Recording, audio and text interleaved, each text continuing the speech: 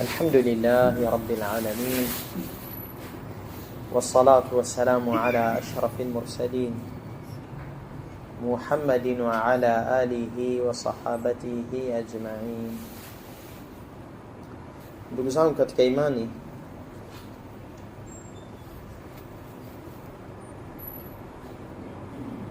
Mtume wetu Muhammad alayhi salatu wassalam, yeye alikuwa ni qimma,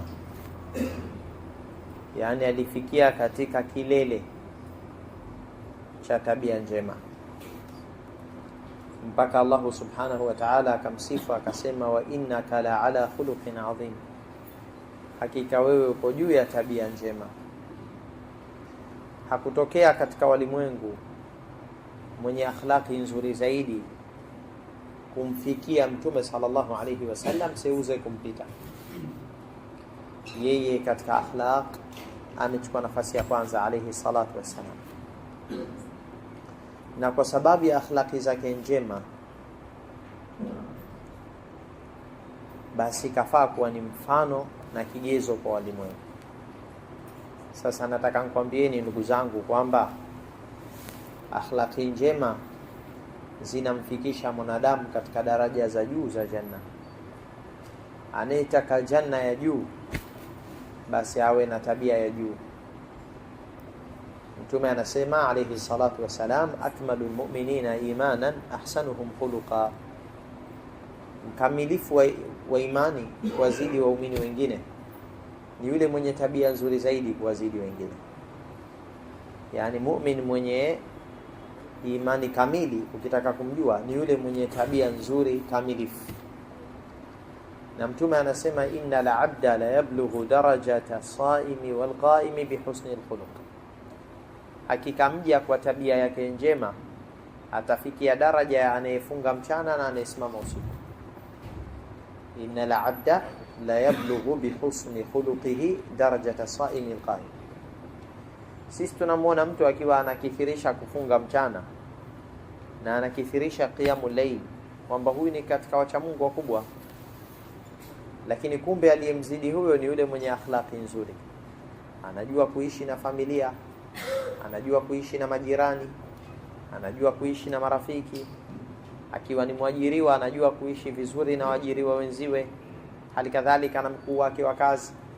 Ikiwa yeye ndiye aliyewaajiri watu, anajua kuishi nao, na huyu ndio anapata tabu zaidi na anafeli katika akhlaq aloajiri kuliko aloajiriwa, kwa sababu aloajiriwa ana tabia kujipendekeza na kufanya mazuri, anamhitaji mkuu wake wa kazi, lakini mkuu wa kazi anahisi hawahitaji walio chini yake. Basi huyu kuonyesha akhlaqi na kujishusha kwake yeye utakuwa ni kuzito, lakini kumbe ndo kunampambia tabia yake. Anaitaka daraja za juu za janna na starehe kubwa, jipambe na tabia njema. Na sehemu kubwa ya tabia njema, ataghadhi yani alhafawat, ni kufumbia macho mapungufu ya watu. Yani usiyakodolee macho mapungufu ya watu, bali jituhumu nafsi yako. Muislamu mzuri ni yule ambaye yatahimu nafsi wa yuhsinu dhanna bil akharin. Yeye binafsi anajituhumu kwamba mimi nina pungufu hili na hili, na wengine anawekea dhana njema. Kwa taghadhi yani alhafawat, katika ndoa ni jambo kubwa, katika ajira ni jambo kubwa. Sahaba waliishi vyema na Mtume sallallahu alaihi wasallam, wakampenda kwa sababu hakuwa anawakamia katika mapungufu yao, bali anawachukua, anawabeba katika maisha, yuko nao, anaangalia mazuri yao, hayakodolei mabaya yao macho. Hivyo ndio alivyokuwa alayhi salatu wasalam. Na aliambiwa, sahudhil afwa, chukua kilichowepesika kwa kila mmoja wao. Huyu kwake chepesi hichi katika akhlaqi zake, beba hicho. Huyu kwake chepesi hichi. Kila mmoja wetu ni mzito na ni mwepesi. Kila mtu katika jamii ni mzito na ni mwepesi. Mwepesi kwa mambo fulani, mzito kwa mambo fulani. Sasa wepesi unapendeza. Sisi tofauti na Mtume sallallahu alaihi wasallam ambaye alikuwa ni mwepesi katika yote. Sisi hatujakamilia. Mwingine mwepesi katika utoaji, mkono wake mwepesi lakini uso wake haujakunjuka kama mkono wake. Mwingine kakunjua uso zaidi lakini mkono kabana. mwingine kakunjua vyote hivyo, lakini udhaifu anao moyoni. Mwingine mwepesi wa kutoa, lakini pia ni mwepesi wa kuahidi asitekeleze, anasahau. Mwingine ana qanaa, haombi, lakini anaweka donge akinyimwa, ari yake imemfikisha pale. Mwingine mwepesi wa kuomba, dhaifu katika hilo, lakini hana moyo mchafu juu ya wengine. Kwa ufupi, ndugu zangu Waislamu, ukamilifu wa akhlaq ulipatikana kwa Mtume sallallahu alaihi wasallam, na kuna jumba sehemu ya juu katika janna.